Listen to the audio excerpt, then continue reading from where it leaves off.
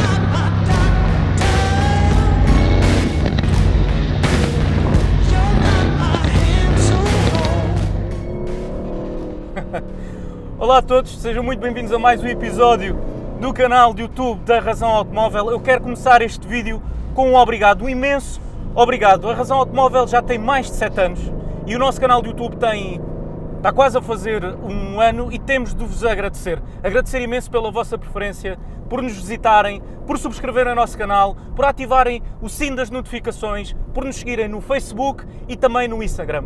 É graças ao vosso contributo que hoje a Razão Automóvel é membro do Carro Mundial do Ano e é um dos principais meios em Portugal.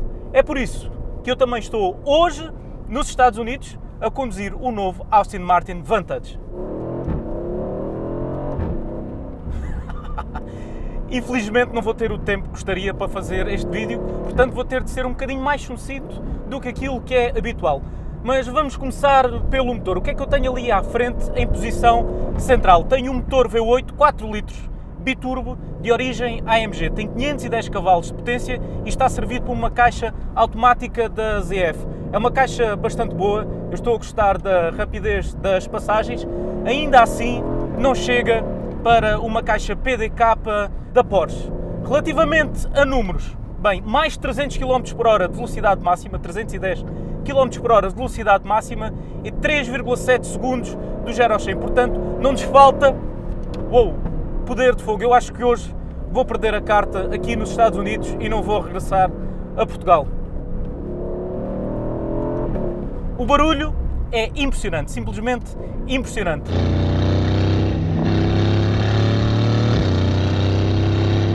Esta motorização V8 da AMG é das motorizações com mais grande e mais caráter que eu tenho testado nos últimos tempos. E aqui no Aston Martin Vantage não é diferente. A resposta ao acelerador é simplesmente impressionante. Eu não posso esquecer que este carro, naturalmente, como um sports car que é, tem tração traseira e, portanto, à saída das curvas eu tenho que ter muito cuidado com o acelerador, porque senão ele vira-se ao dono. Mas todas as respostas do chassi e da suspensão são bastante progressivas e não assustam. O problema são os ritmos são avassaladores. Eu estou numa estrada espetacular, das melhores estradas nas quais eu já tive oportunidade de conduzir, e o carro tem um chassi e uma direção brilhantes. Para alterar a resposta do chassi e do motor, eu tenho apenas dois botões aqui no volante.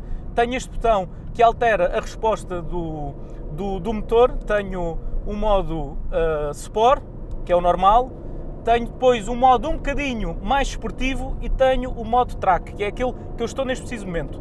Ele até altera a sonoridade de escape. E deste lado tenho outro botão, tudo muito simples, onde eu altero a resposta da direção e a resposta também da suspensão. Tenho um modo normal, que é bastante confortável, surpreendentemente confortável, ou tão confortável quanto um carro desta índole pode ser, e depois tenho um modo um bocadinho mais esportivo e tenho novamente o modo track, o modo race, o modo vamos acelerar. E é isso mesmo que eu agora vou fazer. A forma precisa como é possível inserir este carro em curva é surpreendente.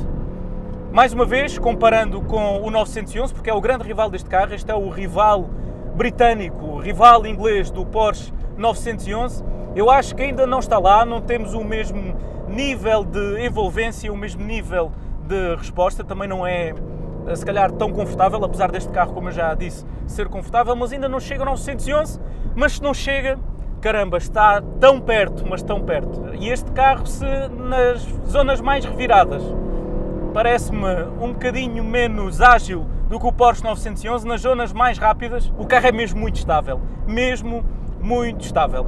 Nas zonas mais lentas, podemos sempre contar com o diferencial traseiro eDiff, que tem uma componente eletrónica e que cumpre muito bem o seu trabalho a colocar a potência no chão e a colocar o máximo de motricidade possível. E é impressionante a motricidade que este carro tem. Vamos lá atacar mais umas curvas. Inserir a dianteira.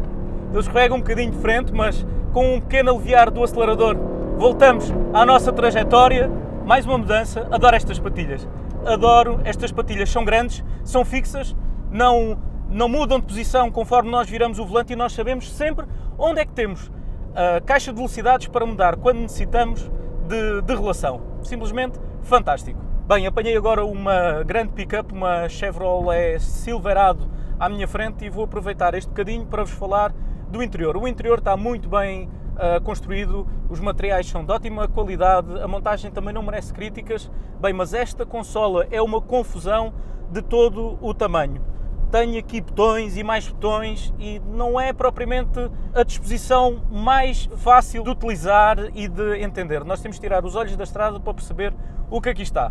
Relativamente ao sistema de infotainment, bem, não é grande coisa. O grafismo está uns furos abaixo daquilo que seria expectável num carro deste valor, mas tem as funcionalidades necessárias. Até porque, verdade seja dita, quem compra um Aston Martin Vantage, certeza que vai preferir entreter-se mais ao volante do que propriamente aqui com o sistema de infotainment. Quanto aos travões, esta unidade que eu estou a testar está equipada com os travões em cerâmica. Logo tem uma capacidade de travagem impressionante, sem fadiga. Ai, como este carro se insere em curva, impressionante, impressionante. Tem aqui um excelente trabalho feito a Aston Martin, sem dúvida. Andar por esta estrada revirada, ao som do troar do motor V8, é simplesmente fabuloso. Bem, e que chassi. Se isto não está ao nível do 911, está lá mesmo muito próximo, e esse é o melhor elogio que eu posso fazer ao Aston Martin Vantage. A caixa responde quando eu quero. A dianteira entra quando eu quero. A traseira roda, roda na medida daquilo que eu quero. Agora ia rodar um bocadinho mais, mas dá para controlar, é progressivo.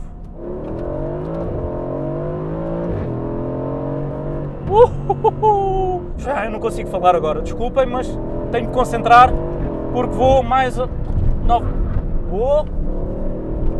Bem, a quantidade de velocidade que nós ganhamos é impressionante. O som, o troar do motor, o chassi abana, mas nós não temos receio, porque o carro é muito fácil de ler. É mesmo fácil de ler. A suspensão não é rígida, não permite adornar da carroceria, mas ainda assim, porque isto é um carro de estrada, não é um carro de circuito, consegue interpretar muito bem todos os declives e todos os buracos na estrada e não torna o carro demasiado nervoso. E ainda bem, porque nós, para conseguirmos, eu pelo menos sinto-me assim, para conseguir gozar de uma verdadeira experiência de condução, preciso que o carro me transmita confiança, certeza que tudo aquilo que eu vou fazer não me vai deixar, por exemplo, lá em baixo, ao fundo, numa ribanceira, até porque não convém nada. Este carro, por exemplo, na Alemanha, custa mais de 150 mil euros. Em Portugal, naturalmente, é sempre mais caro. Já o podem encomendar e, se o encomendarem, por favor, dêem uma apitadela, porque eu vou querer, certamente, voltar a conduzi-lo. Bem, vou parar, vou ter de trocar de carro, porque há outros jurados do Carro Mundial do Ano a quererem experimentar o Aston Martin Vantage. Foram cerca de 200 km que eu fiz neste carro, tenho pena de não tenham sido mais e espero que tenham gostado tanto de ver este vídeo como eu gostei de conduzir o Aston Martin Vantage. Mais uma vez peço-vos, ativem o sininho das notificações, subscrevam o nosso canal de YouTube, sigam-nos no Instagram, também no Facebook e visitem diariamente o site da Razão Automóvel em www.razãoautomóvel.pt. salondolazangeles.com. É disso que nós dependemos para continuar a tentar-vos oferecer os melhores conteúdos possíveis, continuarmos a vir ao Salão de Los Angeles, ao Salão de Genebra, ao Salão de Paris, ao Salão de Frankfurt, para vos dar os melhores conteúdos sobre automóveis. Parece-me um excelente negócio. Bem, terminei. Acho que vou ter de mudar de camisa porque estou todo suado. Espero que tenham gostado deste vídeo. Um grande abraço e até à próxima do vosso alentejano aqui por terras americanas.